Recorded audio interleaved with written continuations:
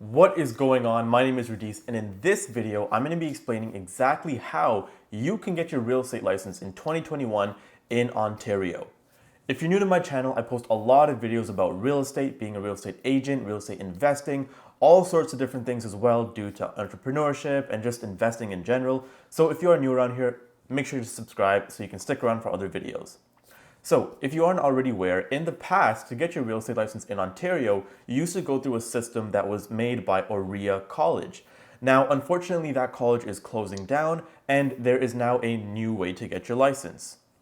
If you aren't already aware, this new way to get your license is actually done with Humber College. And again, everything is still, I guess, administrated by RICO, which again is like the whole Real Estate Council of Ontario. But again, now it's at Humber College. So it just kind of makes it a bit more official, I guess, because Humber College is obviously a college that has a lot of other programs.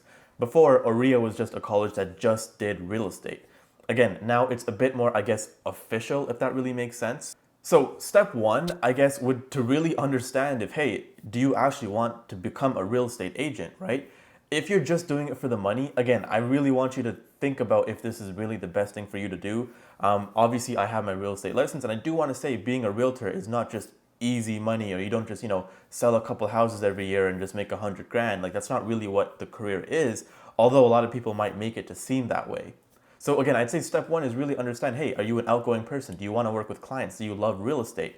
If the answers are yes, then yeah, okay, maybe you want to be a real estate agent. So to qualify to be a realtor, all you have to do is be 18 years of old, be someone who actually lives in Ontario, and a high school diploma. And if you don't have a high school diploma or your GED, there's actually like a test that you can take. And if you pass that test, it pretty much qualifies. So the admissions requirements, really isn't that hard at all.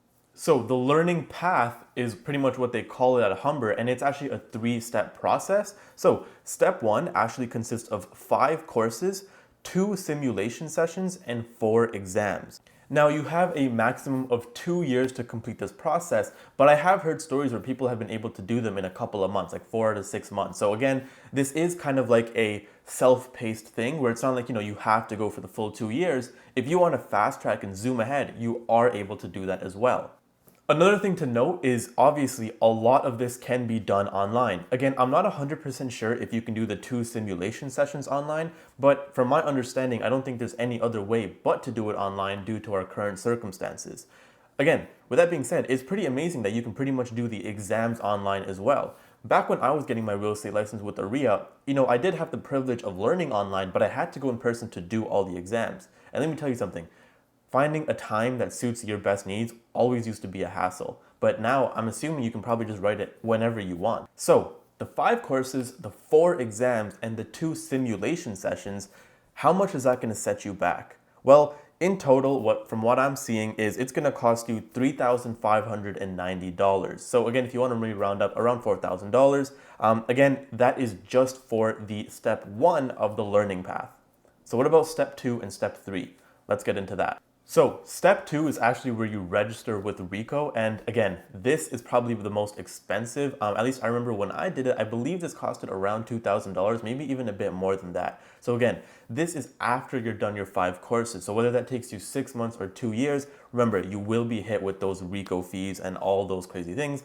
Obviously, to register with RICO, you do have to do a police check, and from my understanding, I don't think this process has changed, but again, remember, you have to do a police check, and you also have, quite a bit of fees to pay, to keep your MLS, your, your insurance, and just a bunch of other fees that you get hit with. Another thing to note as well is depending on where in Ontario you are, you will have different fees. So for example, if you are in Toronto and you're signing up with TREB, the Toronto Real Estate Board, your fees will differ from someone who is maybe in Durham and is signing up on the Durham Real Estate Board. So again, another thing to keep note of, there will be fees that stack up. So remember, save your money and at least have a couple $1,000s from when you start to after. So again, this is just step 2. So step 1, make sure you have your $3,500.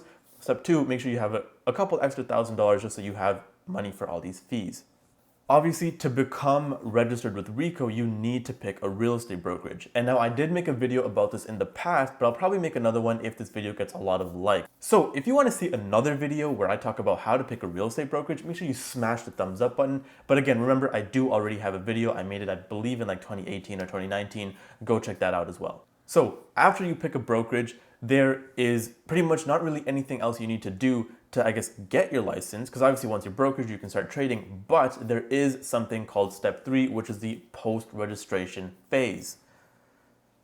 This is something that all agents have to do, and we pretty much have to renew our license every 2 years. So from my understanding, OREA students don't have to do the same thing as Humber students. Again, there's a lot of misinformation, and it isn't very clear even on the websites. But if you are in Humber College, you have to do 2 mandatory electives and then 1 compliance course, I guess. From the website, from what I'm seeing, the first one will only take 15 hours. The second 2 electives will only take 10 hours each. So you're looking at 20 hours a pop. In terms of fees for that will cost you $570. So again, the total cost for the real estate program is $4,160. And again, that's including step 1, step 2, and step 3 without the RICO fees and all those brokerage fees and whatnot. So pretty much that is how you become a real estate agent. After you do all those steps, you get to start becoming a real estate agent. You get to start building a brand, selling houses, door knocking, cold calling, running Facebook ads, social media, all the fun stuff that comes with being a real estate agent. Again, if you have any questions about any of this, make sure you leave a comment down below and I'll be sure to answer it as soon as I can. Another thing to note is if you are a real estate agent or you're looking to build a brand on Instagram, I strongly recommend you follow me on Instagram because I have a lot of tips on there on how you can attract clients just from posting on Instagram. Doesn't take a lot of time and most people have an Instagram account anyway, so why not use it to make money?